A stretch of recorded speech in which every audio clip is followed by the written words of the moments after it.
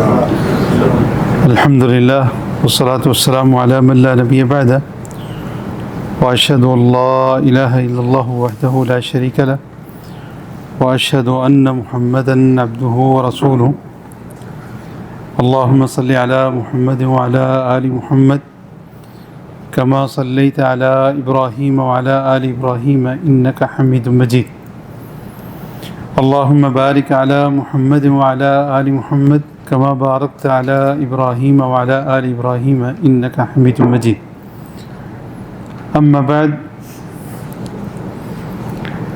ہر قسم کی تمام تعریف اللہ رب العالمین کے لیے، بے شمار درود و سلام امام الانبیاء رحمۃ للعالمین جناب محمد الرسول اللہ صلی اللہ علیہ وسلم کی ذات گرامی پر حمد و ثنا اور درود و سلام کے بعد،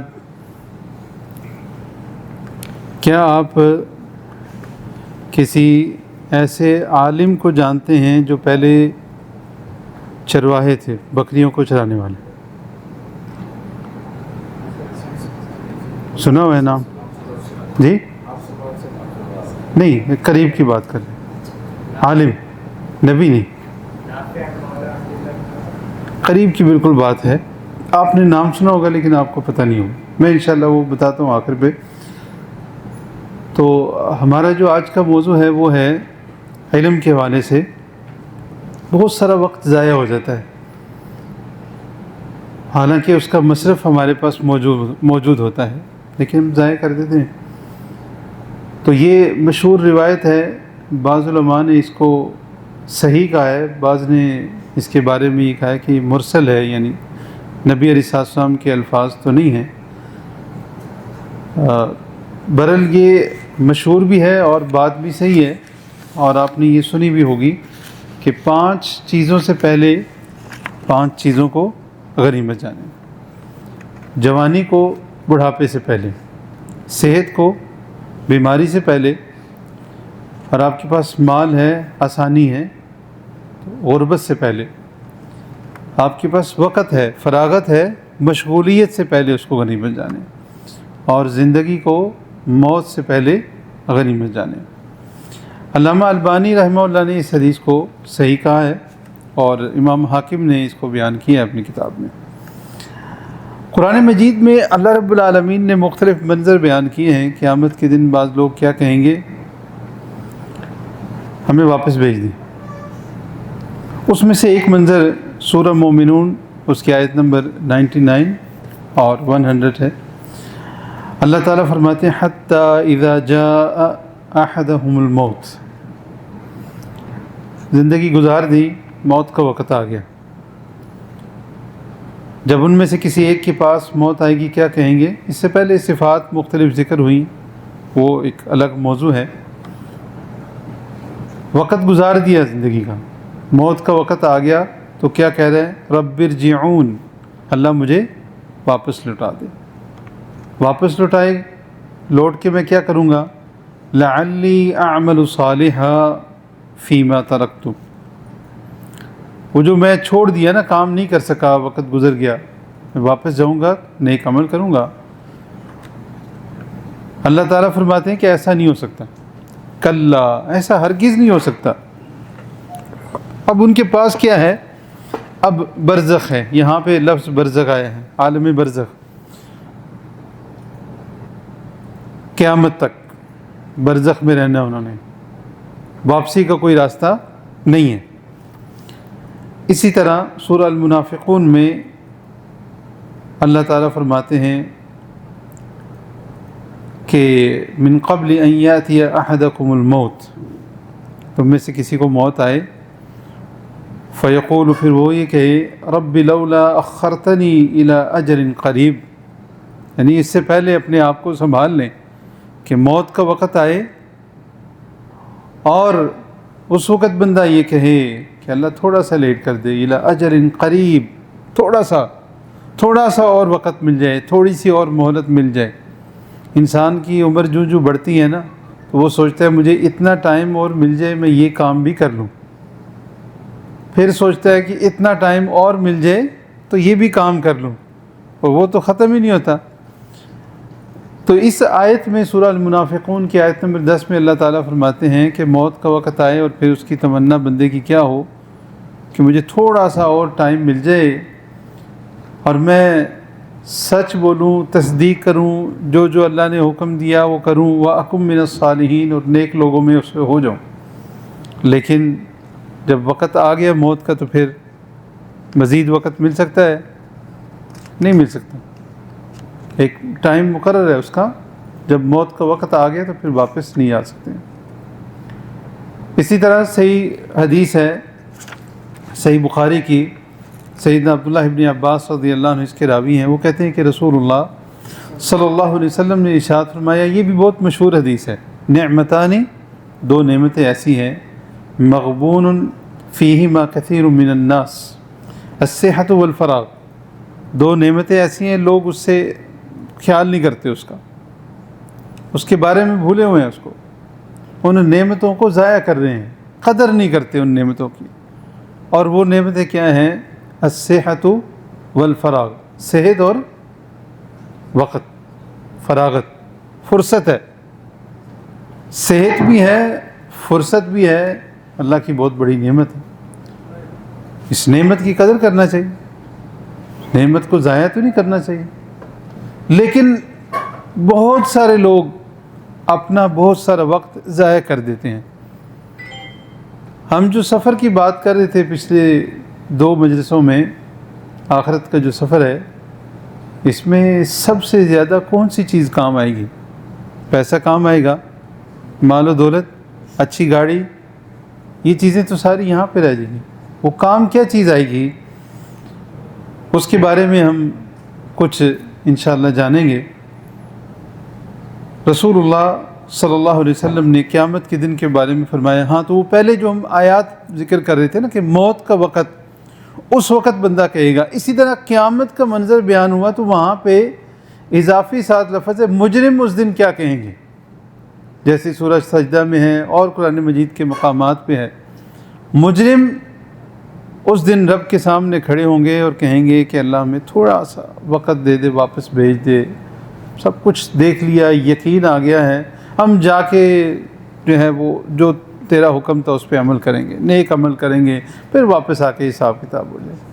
لیکن واپسی تو پھر نہیں ممکن، وہ تو وقت جو گزر گیا تو سو گزر گیا، اب واپسی کا کوئی امکان نہیں ہے۔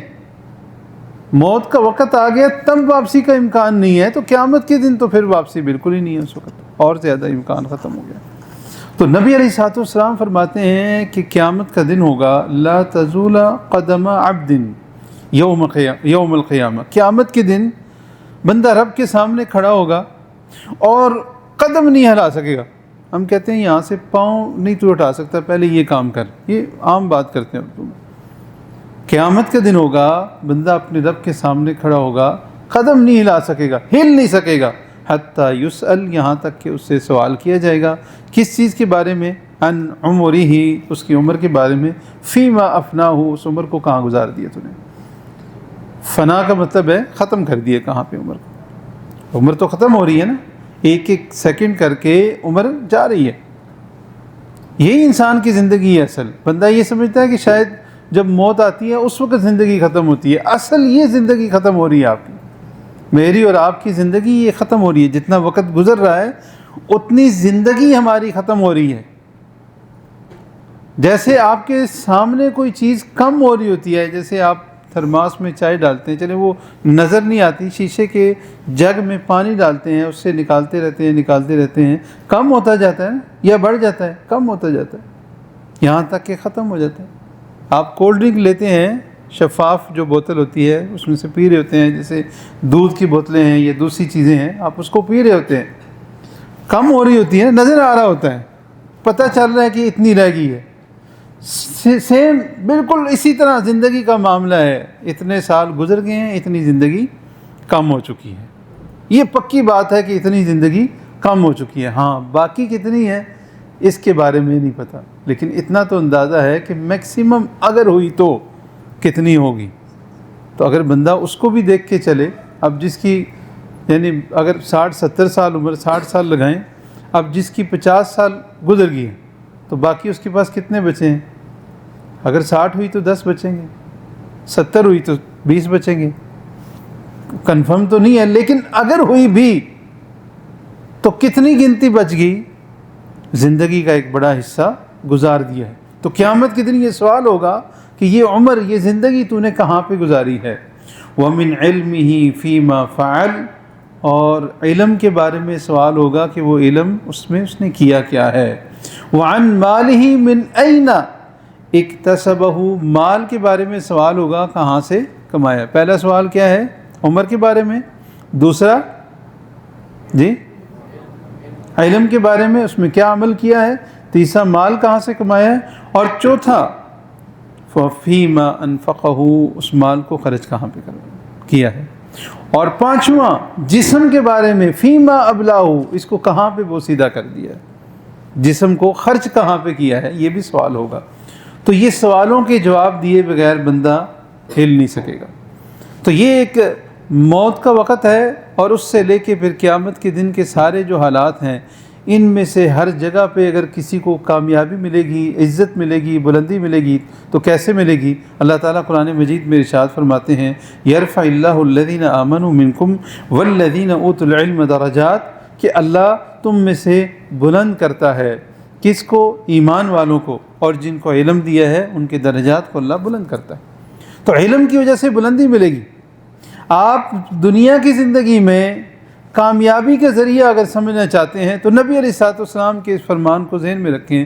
نبی علیہ السلام فرماتے ہیں انما الدنیا لاربعۃ نفر، دنیا 4 قسم کے لوگوں کے لیے ہے۔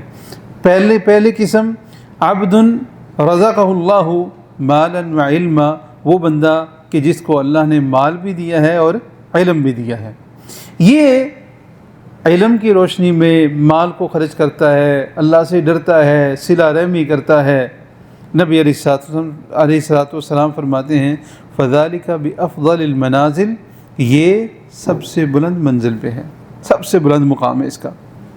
دوسری قسم عبد رزقہ اللہ علما ولا مال له، اللہ تعالیٰ نے اس بندے کو رزق دیا ہے۔ کون سا رزق دیا ہے؟ اس کو علم عطا کیا ہے، لیکن اس کو مال نہیں دیا۔ یہ بندہ اللہ سے ڈرتا ہے اور تمنا کرتا ہے میرے پاس مال ہوتا تو میں اللہ کی فرما برداری میں فلاں فلاں جگہ خرچ کرتا۔ نبی علیہ السلام فرماتے ہیں فذالک مثلہ، یہ بھی اسی کی طرح ہے۔ تیسرا بندہ فرمایا کہ وہ ہے کہ جس کے پاس مال ہے لیکن علم نہیں ہے، وہ اللہ کی نافرمانی کرتا ہے، اللہ سے ڈرتا نہیں ہے، قطع رحمی کرتا ہے، مال کو اللہ کی نافرمانی کے کاموں میں خرچ کرتا ہے۔ فرمایا فذالک باخبث المنازل، یہ سب سے برا ہے۔ کتنی قسمیں ہوگی؟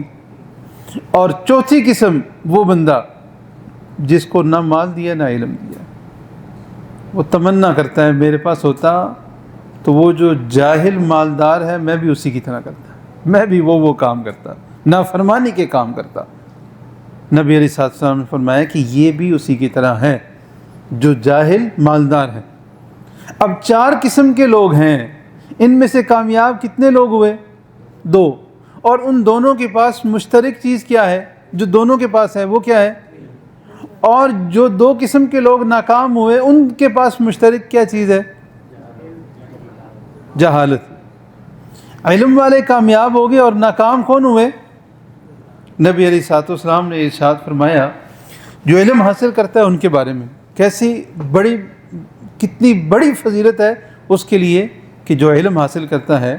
نبی علیہ السلام نے ارشاد فرماتے ہیں من سلک طریقا یلتمس فیہ علما، جو بندہ ایسے راستے پہ چلتا ہے جس راستے پہ چل کے علم کی طرف جا رہا ہے، علم حاصل کرنے کے لیے راستے پہ چلتا ہے، علم حاصل کرنا شروع کرتا ہے، اس کے لیے کیا ہوتا ہے؟ سلک اللہ بہ طریقا من طرق الجنہ، اس کی وجہ سے اللہ اس کو جنت کے راستے پہ چلا دیتا ہے۔ جو علم حاصل کرنے کے لیے چل بڑا، دوسری حدیث کے الفاظ ہیں سہل اللہ، اللہ تعالیٰ اس کے لیے آسان کر دیتا ہے جنت کے راستے کو۔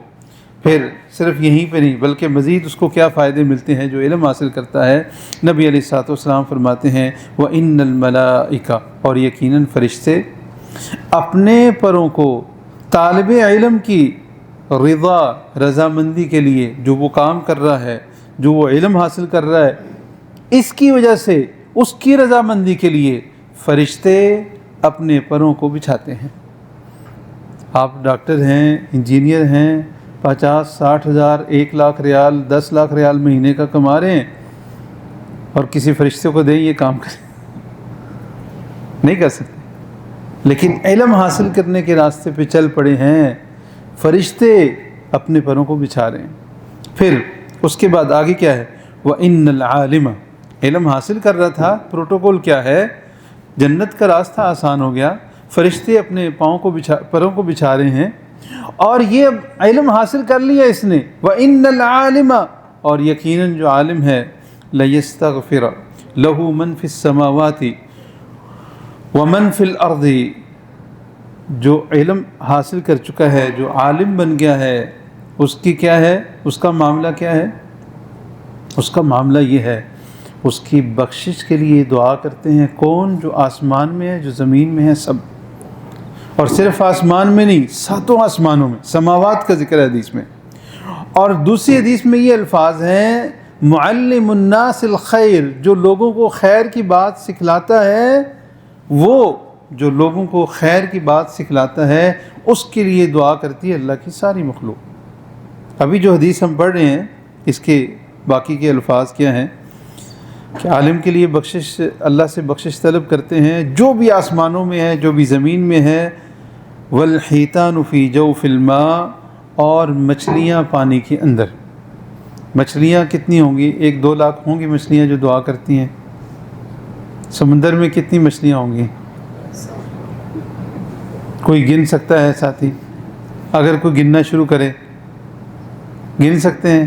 نہیں گن سکتے، مچھلیوں کو نہیں گن سکتے۔ مچھلیاں تو دور کی بات، مچھلیوں کی قسمیں نہیں پتہ۔ اور دوسری حدیث کے الفاظ یہ ہیں کہ یہاں تک کہ چیونٹیاں اپنے بلوں کے اندر اس بندے کے لیے دعا کرتے ہیں۔ چیونٹیاں کتنی تعداد کی ہیں پوری دنیا میں؟ 10-20 لاکھ ہوں گی، نہیں کروڑوں، کیا پتہ نہیں کتنی تعداد۔ ایک جگہ کہیں پہ چیونٹیاں نظر آئیں تو کچھ وہاں پہ کھانے کو مل جائے تو وہ تو لاکھوں کی تعداد میں وہاں پہ اکٹھی ہو جاتی ہیں۔ یہ کس کی فضیلت ہے؟ عالم کے لیے، عالم کے لیے۔ لوگ کہتے ہیں نا بچے کو مدرسے داخل کرانے، جو کھائے گا کہاں سے؟ کھائے گا کہاں سے؟ کھانا پینا تو ختم ہونے والی چیز، دنیا تو ختم ہونے والی چیز ہے، باقی تو نہیں رہنے والی۔ پھر نبی علیہ الصلوۃ والسلام مزید فرماتے ہیں، اسی حدیث کے آگے الفاظ ہیں، وَإِنَّ فَضْلَ الْعَالِمِ عَلَى الْعَابِدِ، عالم کی فضیلت عابد پر کیا ہے؟ كَفَضْلِ الْقَمَرِ، جیسے چاند کو فضیلت ہے، کس پہ؟ لیلۃ البدر، 14ویں کا جو چاند ہے، جیسے 14ویں کا چاند سمجھتے ہیں سب؟ ابھی تو وہ باہر کم لوگ نکلتے ہیں، چاند جب چمک رہا ہوتا ہے، پورا ہوتا ہے، عربی کے مہینے کی نصف میں، وہ والا جو چاند ہے، جیسے اس چاند کو فضیلت حاصل ہے علی سائر الکواکب، تمام سیاروں پہ، ستاروں پہ، سب پہ جو فضیلت حاصل ہے، وہ چاند روشن نظر آ رہا ہوتا ہے اور باقی سب اس کے سامنے کچھ نہیں ہوتے۔ جیسے اس چاند کو باقی سب پہ فضیلت حاصل ہے، ایسے ہی عالم کو عابد پہ، باقی لوگوں پہ فضیلت حاصل ہے۔ عابد کی بات ہو رہی ہے، جو عبادت کرتے ہیں، جو نہیں کرتے ان کا تو معاملہ ہی مختلف ہے۔ اور پھر فرمایا وَإِنَّ الْعُلَمَاءَ وَرَثَةُ الْأَنْبِيَاءِ، علم والے کس کے وارث ہیں؟ انبیاء کے وارث ہیں۔ اور انبیاء کی وراثت کیا ہوتی ہے؟ وَإِنَّ الْأَنْبِيَاءَ، اور انبیاء لَمْ يُورِثُوا دِرْهَمًا وَلَا دِینَارًا وَلَا دِرْهَمًا، انبیاء درہم اور دینار وراثت چھوڑ کے نہیں جاتے۔ انما ورثوا العلم، انبیاء کی وراثت علم ہوتی ہے۔ فمن اخذہ، جس نے یہ علم حاصل کر لیا، اخذ بحظ وافر، اس نے بہت بڑا حصہ حاصل کر لیا، جس نے علم حاصل کر لیا۔ تو یہ ساری فضیلتیں کن کی ہیں جی؟ علم حاصل کرنے والوں کے لیے۔ علم ایسی چیز ہے کہ جب بندہ دنیا سے جاتا ہے، دنیا سے چلا جاتا ہے، اس کا فائدہ اس کو بعد بھی ملتا رہتا ہے۔ کیسے ملتا رہتا ہے؟ بڑی مشہور حدیث ہے، یہ بھی آپ نے سنی ہوگی، اذا مات الانسان، یا ایک روایت میں اذا مات ابن آدم جب فوت ہو جاتا ہے، انقطع عنہ عملہ، اس کا عمل رک جاتا ہے۔ لفظی مطلب ہے کٹ جاتا ہے، یعنی ختم ہو گیا، اب عمل کا سلسلہ بند ہو گیا ہے. الا من ثلاثۃ، 3 طریقوں سے. پہلا ان میں سے کیا ہے؟ صدقہ جاریہ. صدقہ جاریہ مطلب کوئی بھی کام کر دیا اس سے لوگ فائدہ اٹھا رہے ہیں، پانی لگا دیا یا کوئی بھی کام کر دیا. او علم ينتفع به، یا پھر علم جس سے لوگ فائدہ اٹھا رہے ہیں، علم جس سے لوگ فائدہ اٹھا رہے ہیں. تو وہ بات ہم شروع میں جو کر رہے تھے چرواہے کی، یہ جو جنوب کا علاقہ ہے نا، ابہا والی سائڈ، تو وہاں کا ایک نوجوان تھا، 15 سال کی عمر تک سکول گیا ہی نہیں. 15 سال کی عمر تک بکریاں چراتے تھے. کسی نے ترغیب دی، کیا معاملہ ہوا، سکول میں داخلہ لیا. سکول پڑھنے کے بعد پھر ریاض چلے گئے، وہاں پہ مزید آگے تعلیم حاصل کی.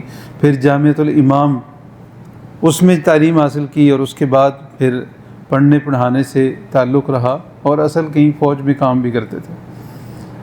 اور انہوں نے بہت ساری کتابیں لکھی. ان کی کتابوں میں سے ایک کتاب وہ ہے حصن المسلم.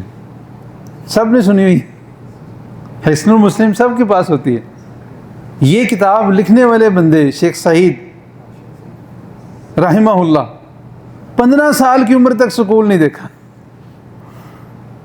اور پھر پڑھنا شروع کیا، دین کی طرف لگاؤ ہوا، فوج میں بھرتی رہے، ساتھ میں دین کا لگاؤ تھا، پڑھتے رہے، بہت ساری کتابیں لکھی. اور ان کی کتابوں میں سے ایک یہ کتاب ہے حصن المسلم. ہم بھی خود بالکل چھوٹی عمر سے دیکھتے آ رہے ہیں یہ کتاب، اس سے دعائیں یاد کرتے ہیں، پڑھتے ہیں. علم کا فائدہ کتنا ہے، علم والوں کے ساتھ رہنے کا فائدہ کتنا ہے. اب یہ ایک کتاب لاکھوں میں نہیں کروڑوں میں چھپی ہے، ہر زبان میں ہم دیکھتے ہیں، اردو میں، انگلش میں، ہندی میں. میں نے تو وہ رومن بھی دیکھی. رومن آپ سمجھتے ہیں، یعنی حروف انگلش کے ہوتے ہیں. ہندی آپ پڑھتے ہندی میں ہیں، لیکن اس میں حروف انگلش کے ہوتے ہیں. تو اس میں بھی یہ موجود ہے، اور کتنی ساری زبانوں میں ترجمہ ہوئی ہے، اور ہر زبان میں لاکھوں کی تعداد میں. صرف عربی میں میرے خیال میں 1 کروڑ سے اوپر چھپی ہوگی. 1 کروڑ بھی تھوڑی ہے، اس سے زیادہ ہی چھپی ہوگی. اتنی زیادہ اس کتاب کو اللہ نے قبولیت دی. اور لکھنے والا بندہ ایک وقت تک بکریاں چراتا تھا، پھر اب جو بھی سبب بنا اس کے لیے بھی اجر ہے، ان کے لیے اجر کے خزانے ہیں. اب ایک بار سبحان اللہ پڑھنے کے اوپر جنت میں ایک درخت لگتا ہے. سبحان اللہ و بحمدہ ایک بار پڑھیں گے جنت میں کھجور کا درخت لگتا ہے. سبحان اللہ و بحمدہ سبحان اللہ العظیم، جو یہ کلمہ، یہ 2 کلمے ہیں، میزان میں بھاری ہیں، زبان پہ ہلکے ہیں. یعنی اتنے فضائل والے اذکار انہوں نے اپنی کتاب میں لکھے ہوئے ہیں. اس کی کتاب سے لوگ پڑھ کے یاد کر کے اس کو دہراتے رہتے ہیں، پڑھتے رہتے ہیں، ان کو بھی اجر مل رہا ہے. ایک بہت بڑی تعداد، مطلب ہم شمار نہیں کر سکتے، جنہوں نے اپنی نمازیں اس کتاب سے یاد کی ہیں، اپنی زبان میں اس کا ترجمہ پڑھا ہے. چوکیدار سے اٹھے اور کہاں پہ پہنچ گئے. علم بندے کو دنیا میں، آخرت میں بلندیاں عطا کرتا ہے. اور ایک اور عالم یمن کے تھے اور شیعہ تھے، چوکیداری کر رہے تھے ریاض میں.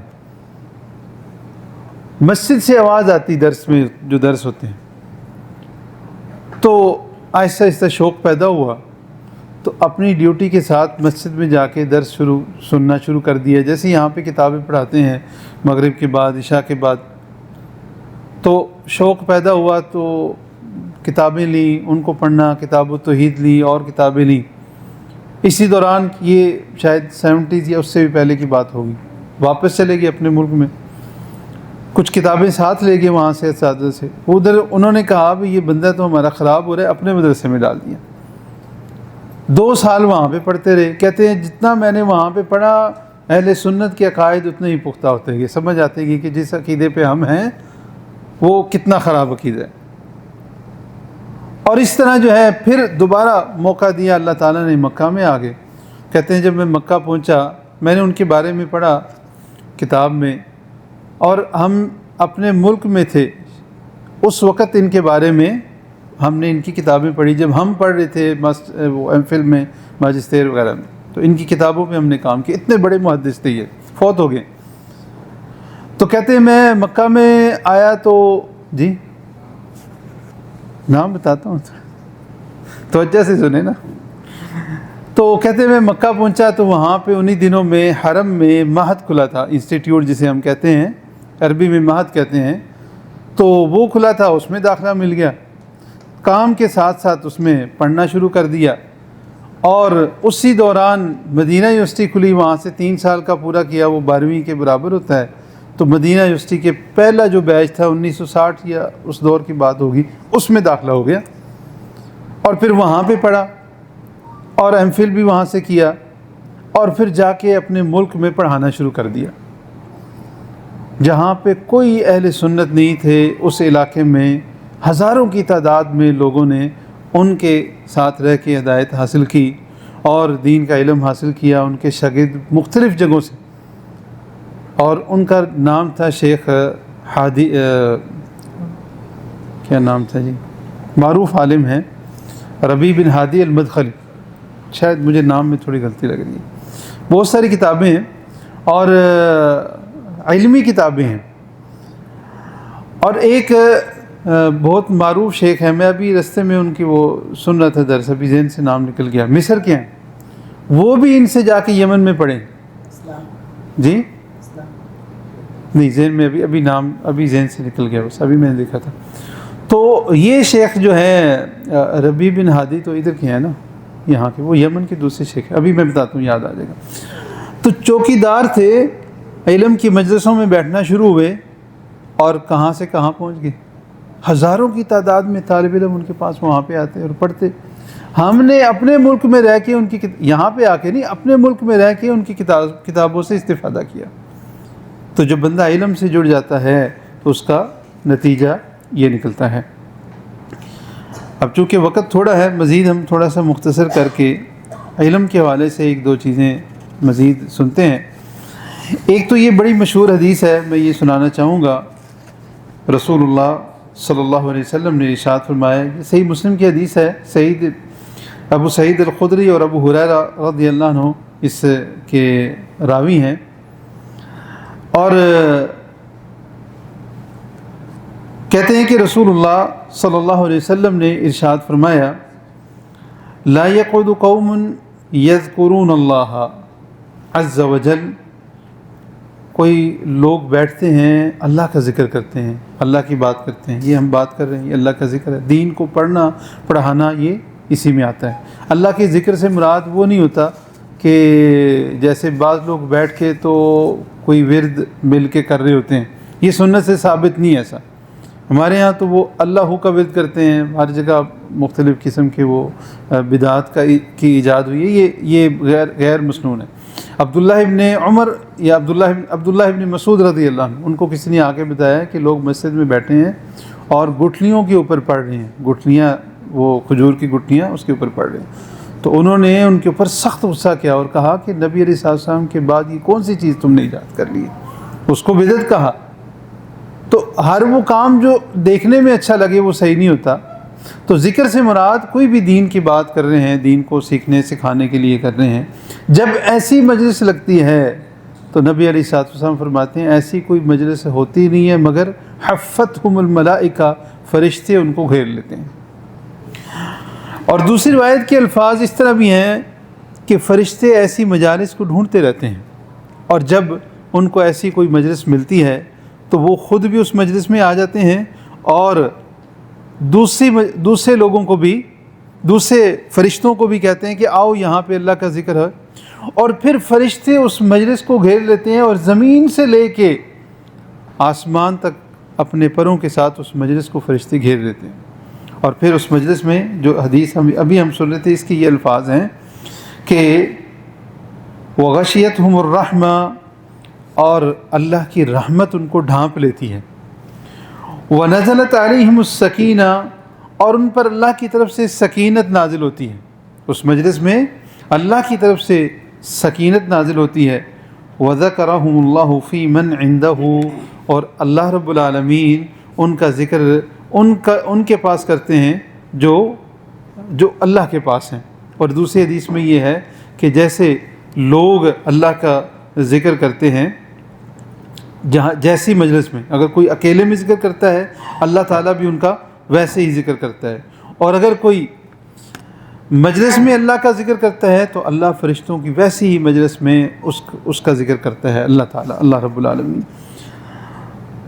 تو دین کو سیکھنا ہو، طالب علم ہو یا عالم ہو یا اس کو سکھانے والا ہو یا اس کو سیکھنے والا ہو، سبھی کو اللہ تعالیٰ نے بہت مرتبہ اور مقام دیا ہے۔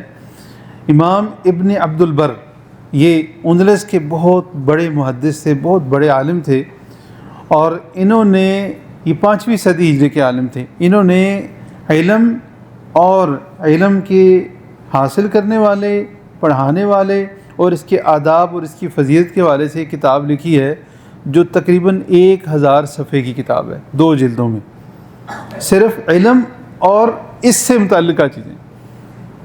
اور اہل علم یا احادیث کی جتنی بھی کتابیں ہیں، جب آپ ان کو پڑھیں گے ان کتابوں میں آپ کو یہ باب ضرور ملے گا، علم، کتاب العلم، اور ایسی بہت ساری کتابیں اس موضوع پہ لکھی گئی ہیں۔ تو علم کی فضیلت تھوڑی سی نہیں ہے، بہت زیادہ ہے، ہم اپنے وقت میں تھوڑا سا اس کو بیان کر سکے ہیں۔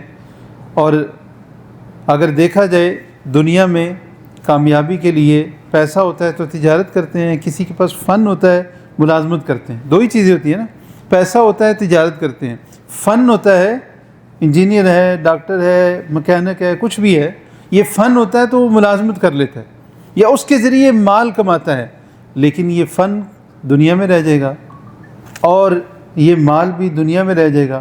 علم بندے کو جو کام آئے گا وہ دنیا میں بھی اور آخرت میں بھی کام آئے گا۔ اللہ رب العالمین سے یہ دعا ہے کہ جو میں نے کہا آپ نے سنا، اللہ تعالیٰ مجھے آپ کو اس کے اوپر عمل کرنے کی توفیق عطا فرمائے۔ وصلی اللہ علی النبی۔